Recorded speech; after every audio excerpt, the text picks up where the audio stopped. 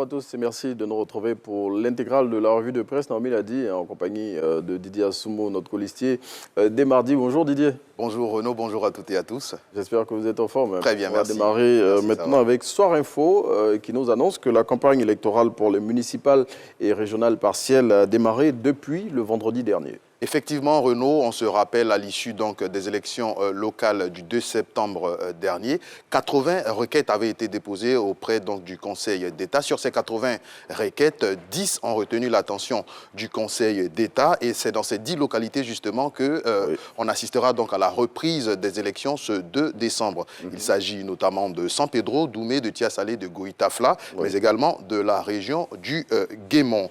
Alors, les campagnes ont débuté ce vendredi 24 novembre dans la quasi-totalité de ces localités citées.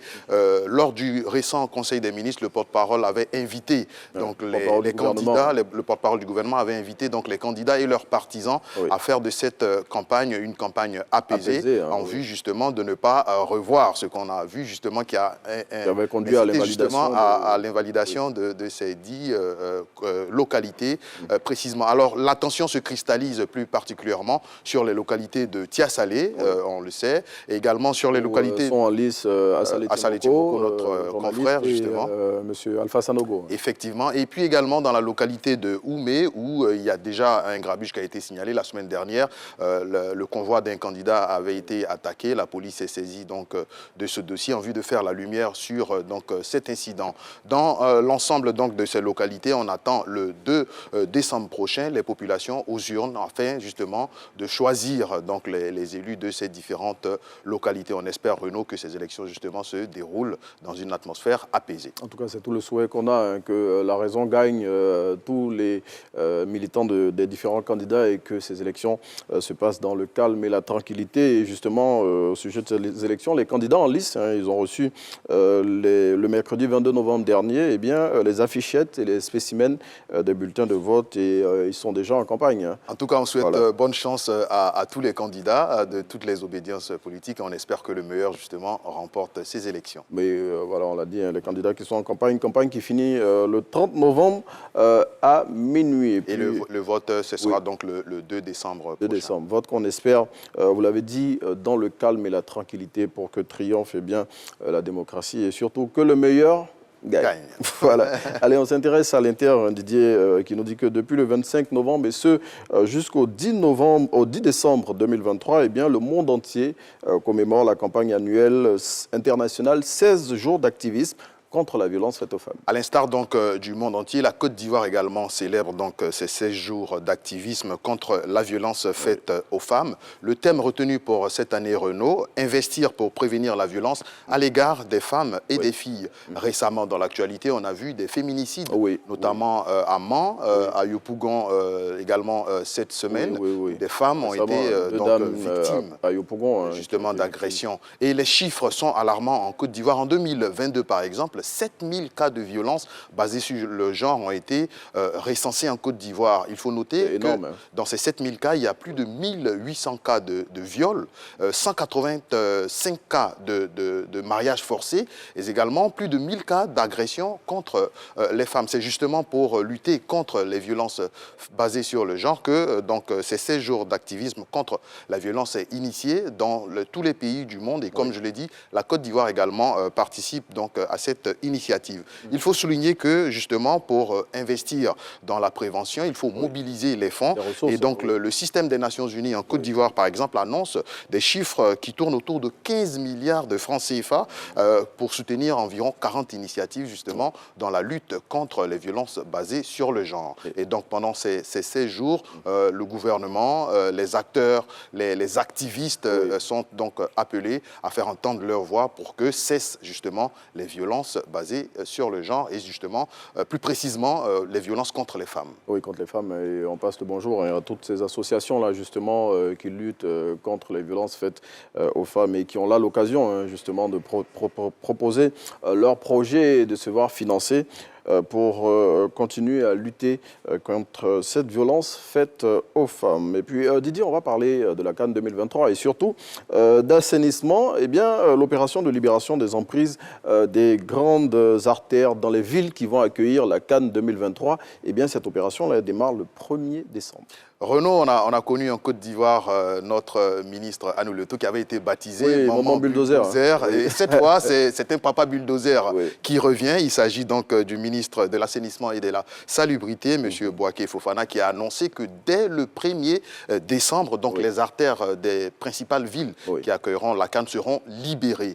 Il a invité donc les populations à se mobiliser déjà pour cette opération. Il a rappelé également que le gouvernement ne veut pas utiliser la force pour justement libérer les différentes emprises des artères principales. En cela qu'il a invité les populations à se préparer justement à recevoir cette caravane de libération des emprises des principales artères, justement. La CAN de l'hospitalité, c'est également la CAN de la beauté, voilà, de la propreté justement. Et donc la Côte d'Ivoire se met dans ses plus beaux habits pour accueillir donc le monde entier à l'occasion donc de cette 34e édition de la Coupe d'Afrique. Il est en avance, hein. Vous êtes en avance, c'est la 34e édition qui arrive de cette Coupe d'Afrique des Nations qui se déroule sur les bords de la lagune Ébrié.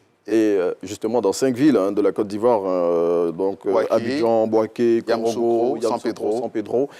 Et puis, justement, pour pouvoir tester le dispositif qui va accueillir la CAN, Korogo et San Pedro ont accueilli récemment les matchs de la Ligue des champions féminines. Voilà, c'était du 5 au 19 novembre 2023 et les installations ont été parfaitement utilisées. Tout était bien en place. Donc, ce qui reste maintenant, c'est la propriété dans ces villes-là. Et voilà, le coup d'envoi va être donné à partir du 1er décembre, comme l'a rappelé le ministre. Et l'opération donc a débuté dans la commune d'Abobo, où la maire Kandia Kamara a salué cette initiative et invité ces populations justement à se disposer à la réussite de cette opération. Et Abobo qui sera l'un des points névralgiques de cette CAN, puisque on passe par là-bas pour aller à Niama, pour aller au stade des Bimpe, donc Abobo et à Niama qui vont accueillir la phase pilote de cette opération qui va s'étendre dans toutes les villes qui vont accueillir la CAN 2023. Et le ministre Boaké Fofana qui a invité les populations de ces localités-là à accueillir vraiment correctement les opérations qui vont consister à justement dégager les principales artères, et tous les espaces publics qui sont illégalement occupés. Et puis il faut préciser que cette fois, le ministre a précisé qu'après donc la libération des emprises, des espaces seront aménagés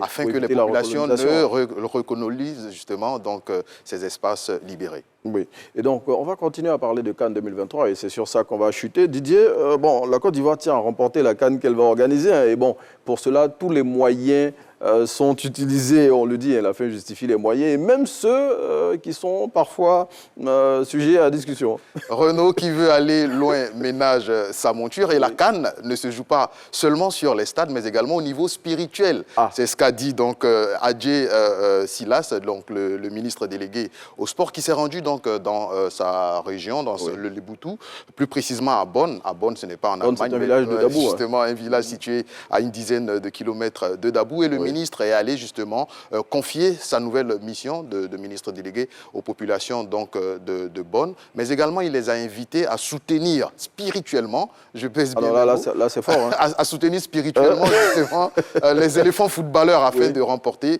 la CAN. Il est revenu sur donc l'épisode de 92. Oui, avec l'affaire dite d'Akradio. Effectivement, où on a entendu parler donc des féticheurs des féticheurs qui ont soutenu mystiquement, spirituellement, donc l'équipe de la Côte d'Ivoire afin de remporter la CAN 2012. Et le ministre veut récidiver. C'est pour ça qu'il est retourné justement dans sa région, le Leboutou, pour inviter les populations à soutenir spirituellement l'équipe de football de Côte d'Ivoire afin de remporter cette CAN qui se déroule donc dans notre pays. Bon, qu'est-ce qu'on ne ferait pas pour garder le trophée en terre ivoirienne? En tout cas, si ça peut contribuer à ramener la CAN, à maintenir plutôt la CAN en Côte d'Ivoire, eh bien pourquoi pas, Didier? Mais tous les moyens sont bons, et puis l'essentiel c'est d'atteindre donc l'objectif de remporter la CAN. Et le ministre ne ménage aucun effort, justement, tant au niveau professionnel, justement, tous les moyens ont été donnés à cette équipe, mais également au niveau spirituel, sait-on jamais, il faut également activer le réseau spirituel pour que la Côte d'Ivoire, justement, remporte cette